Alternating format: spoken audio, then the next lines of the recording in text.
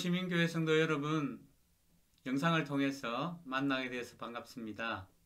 오늘 여러분들과 함께 영성 강좌 책 성경책을 읽읍시다 라는 주제로 함께 나누길 원합니다. 영성이란 무엇일까요? 영성은 신령영, 성품성, 신령한 품성이나 성질이라고 그렇게 말합니다.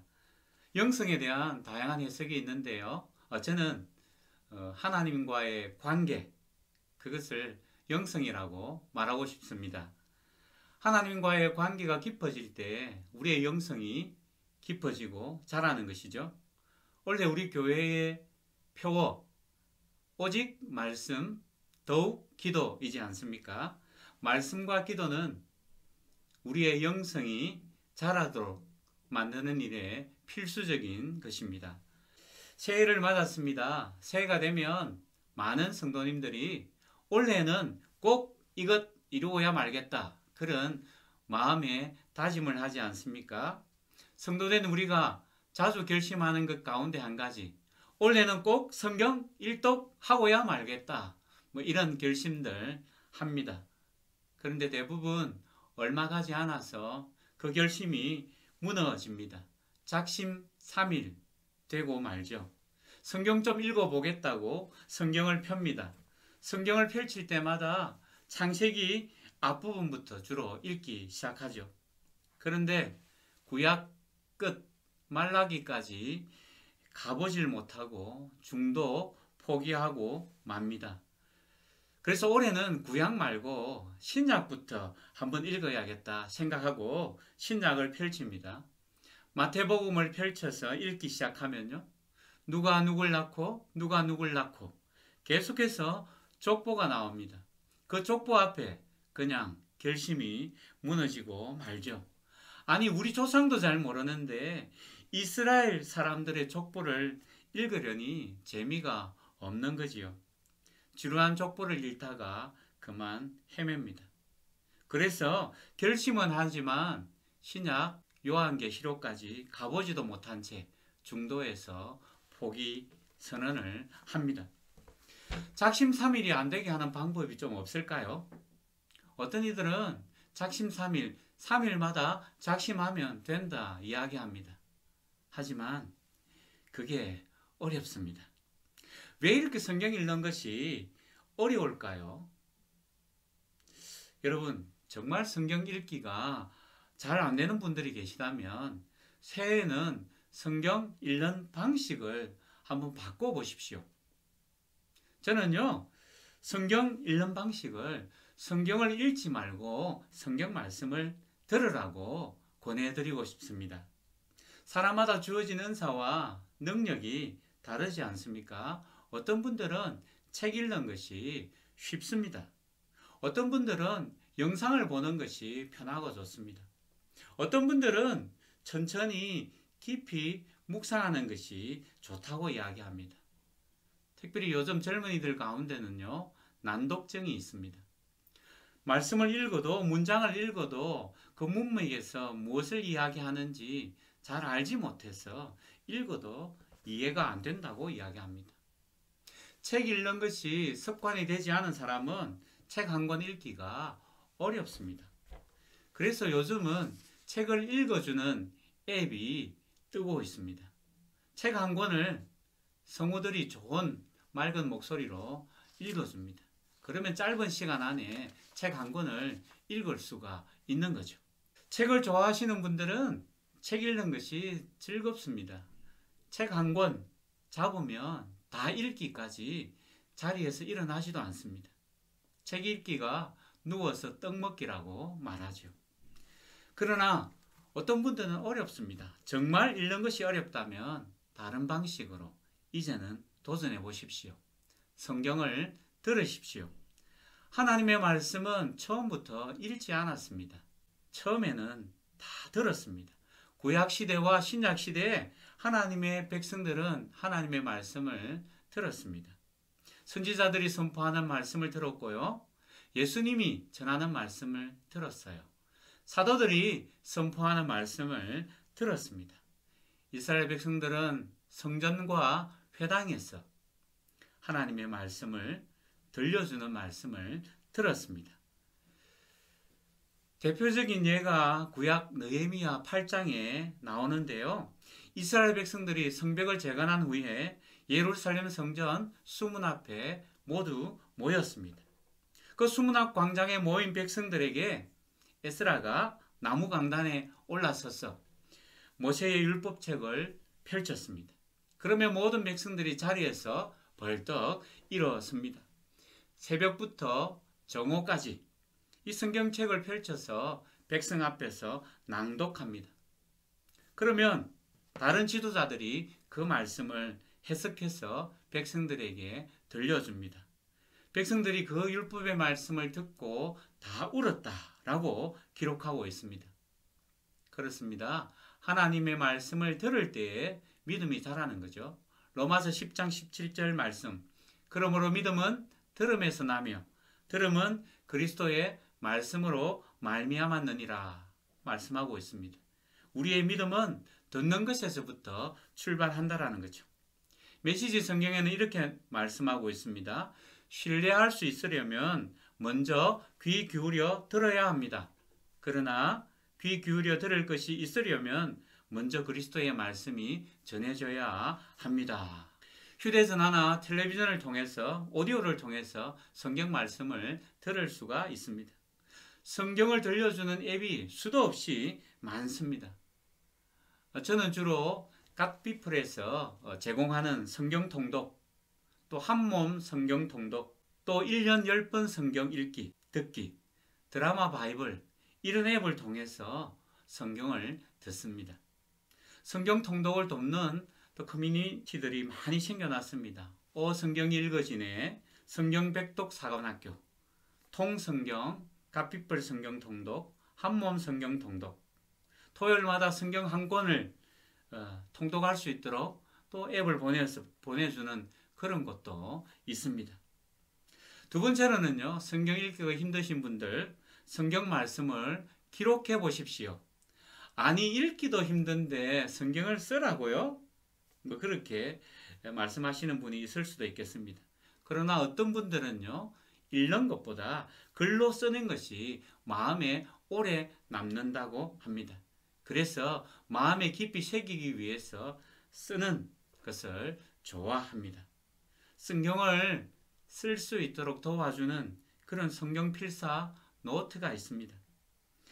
인터넷에서도 성경을 타자로 칠 수 있도록 하는 그런 곳이 있습니다. CTM 성경 타자 통독 이런 것도 있지요. 시간은 오래 걸리지만 성경을 한자 한자 손으로 쓰고 타자로 치면서 하나님의 말씀에 더 깊이 집중할 수 있습니다. 그리고 성경 한 권을 필사하여서 자녀들에게 유산으로 물려주기도 합니다. 뜻깊고 의미가 있는 일이겠죠. 이렇게 성경을 가까이 하는 방법에는 읽기와 또 듣기와 쓰기가 있습니다.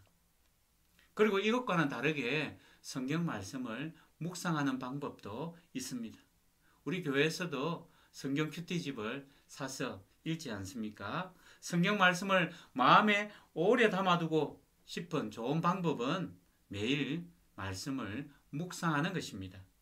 오늘 하나님께서 나에게 무엇라 말씀하시는지, 오늘 하나님께서 나에게 무엇을 말씀하시는지를 듣는 것입니다. 흔히 경건의 시간, 큐티라고 부릅니다. 성경 본문에 나타나는 하나님은 어떤 분이신지 읽고 찾고 묵상합니다. 오늘 나에게 무엇을 말씀하시는지 귀 기울이는 것, 그것이 바로 성경 말씀을 묵상하는 것이죠. 그리고 나에게 주신 말씀을 적용해서 실천하는 것입니다.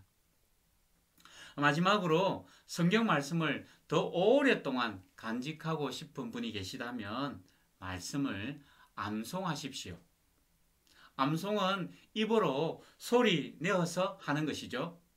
암송은 계속해서 생각하고 생각해야 가능한 것입니다. 그리고 암송은 반복해서 계속 읽고 생각해야 가능한 것입니다. 혼자서 암송하는 것이 어렵다면 함께 서로를 격려하면서 도전하면 훨씬 암송하는 것이 쉽습니다. 그래서 함께 성경을 암송할 수 있는 커뮤니티들이 많이 있습니다. 한나 미니스트리, 성경 암송학교, 이런 곳이 바로 그런 것입니다.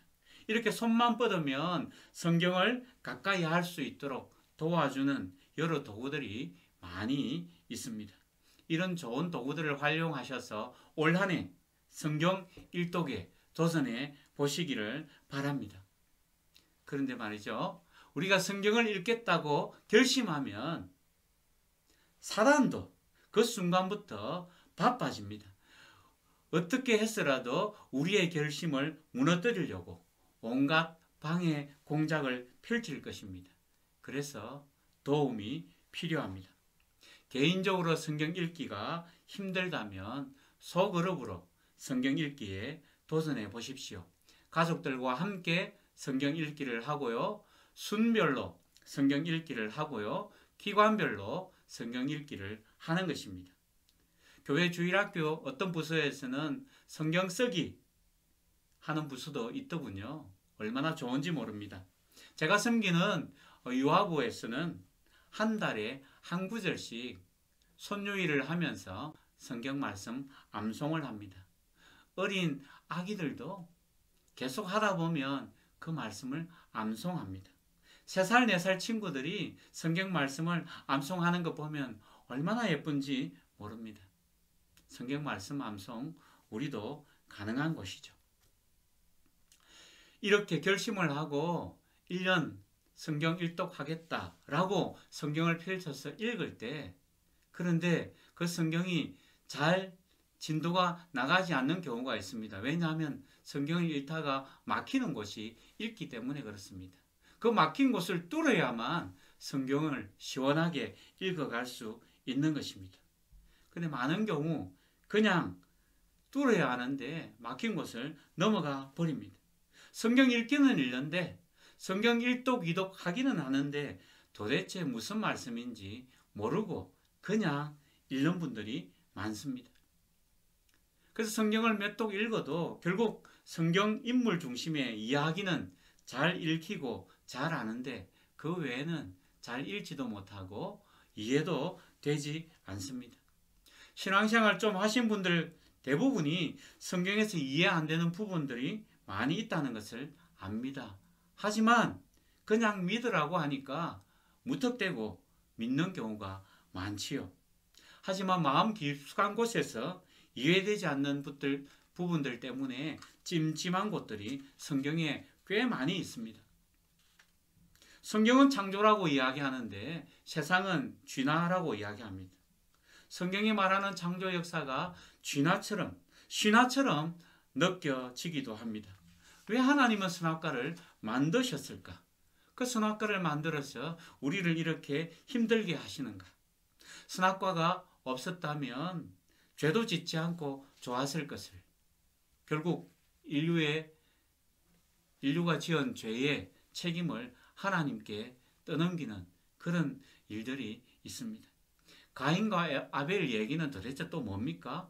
가인이 아벨을 죽이고 난 뒤 가인이 만나게 되는 사람들은 또 어디서 나왔단 말입니까? 어떻게 사람들이 몇백 년씩 살 수가 있는 겁니까? 노아 홍수는 도대체 전 세계를 다 덮은 홍수라고 이야기하는데 과학적으로 너무 이해가 안 되는 것입니다. 어떻게 백인, 흑인, 황인 이런 인류가 노아의 세 아들에게서 나올 수 있을까요?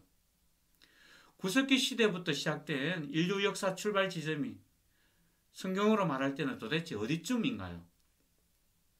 아브라함 이야기는 이스라엘 사람 얘기인데 한국 사람이 나하고 도대체 무슨 상관이 있냐라는 거죠. 동정녀 탄생, 부활, 승천, 재림, 종말, 천국 등등 성경에서 발생하는 질문들이 참 많습니다. 이런 내용들이 정리가 되지 않으면 계속 우리 마음 한 곳에는 뭔가 체한 듯한 답답함들이 남습니다. 그런데 교회에서 이것은 믿을 수가 없어, 이 부분은 이해가 안 돼, 이렇게 말하면요 믿음 없다 그렇게 말합니다. 그냥 믿어, 의심하지 말고 믿다 보면 이해가 돼, 그렇게 말하는 거죠. 이런 분위기 때문에 성경을 읽다가 의심이 생겨도 묻지도 못합니다.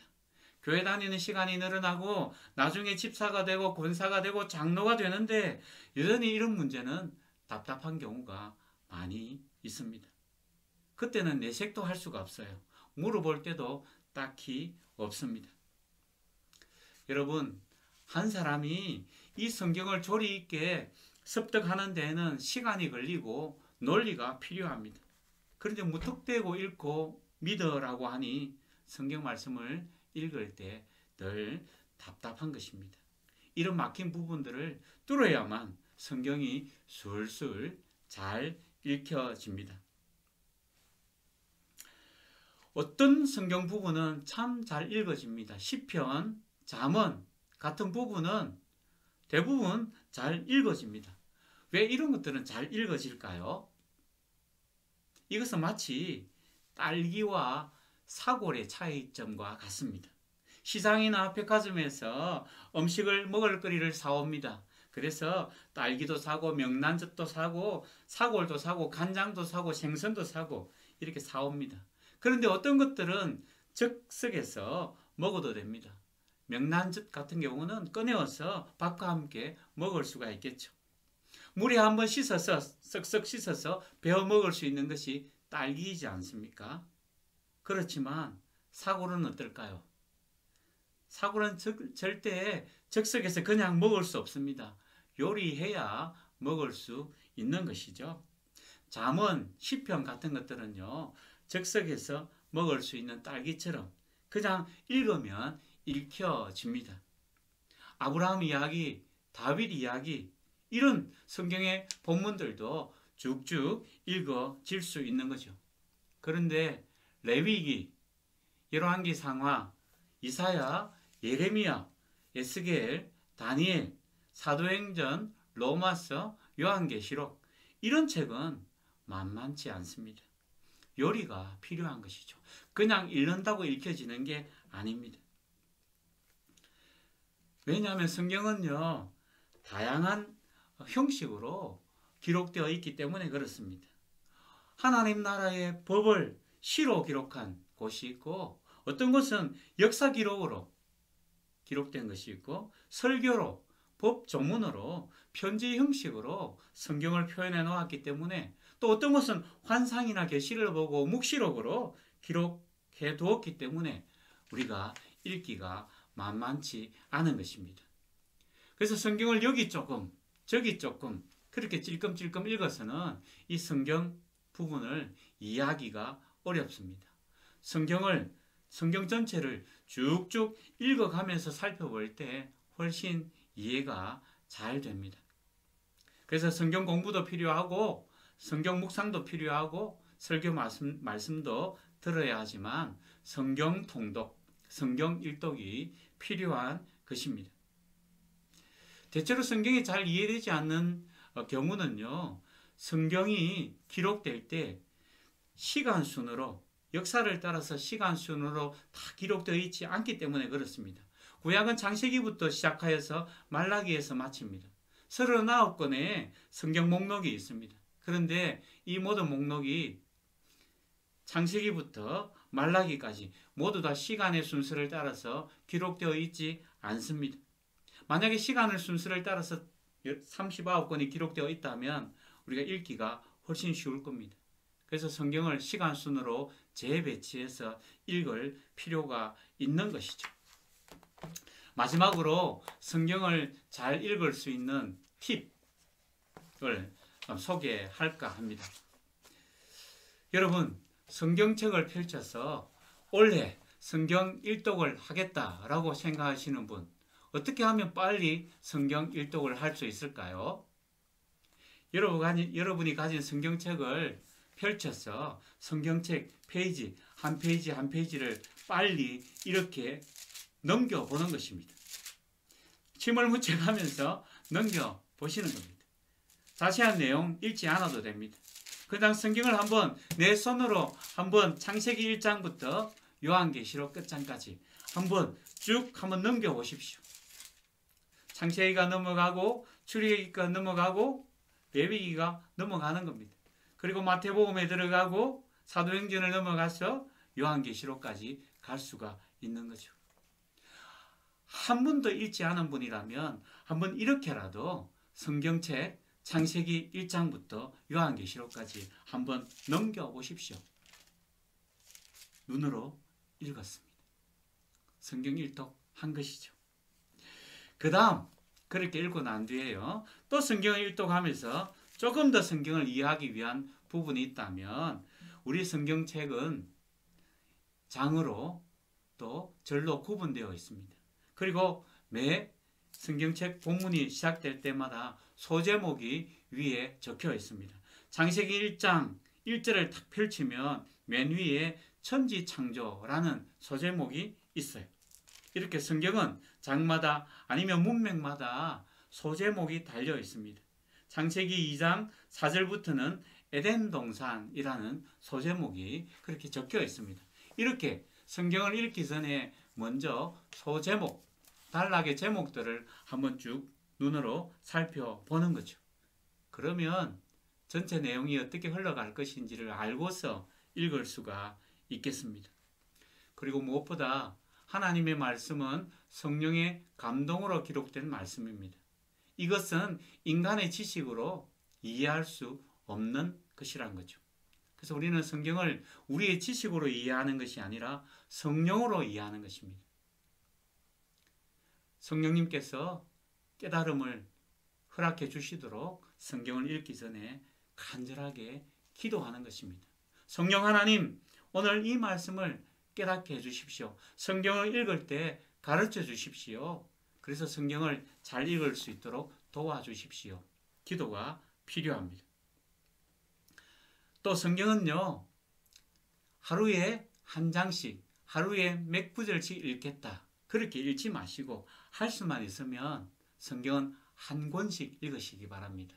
66권을 한 권이 아니라 66권이 있으니까 그 중에 한 권을 읽는 것입니다. 읽기 시작했다면 한 권 끝까지 읽어보십시오. 그래야 성경 전체가 눈에 들어오게 되는 것입니다. 좀 전에 말씀드린 것처럼 성경을 시간의 순서를 따라 역사의 흐름을 따라 읽으시는 것도 좋은 방법이겠습니다. 그리고 이 성경을 읽을 때 도움을 받을 수 있는 보조 자료가 필요합니다. 성경 지도나 성경 통독 자료를 활용해서 성경을 읽으면 훨씬 더 쉽게 이해하면서 읽을 수가 있습니다. 그리고 마지막으로 성경은 혼자 읽기보다 함께 읽는 것이 복됩니다. 소리 내어서 읽는 것이 더 복된 읽기가 되겠죠. 사랑하는 성도 여러분, 올 한 해 우리의 영성을 자라게 하기 위해서 꼭 필요한 성경 읽기 도전해 보시고 성경 일독에 그렇게 도전하셔서 창세기부터 요한계시록까지 성경 한 권을 일독하시는 우리 복된 성도님들 다 되시기를 축복합니다. 감사합니다.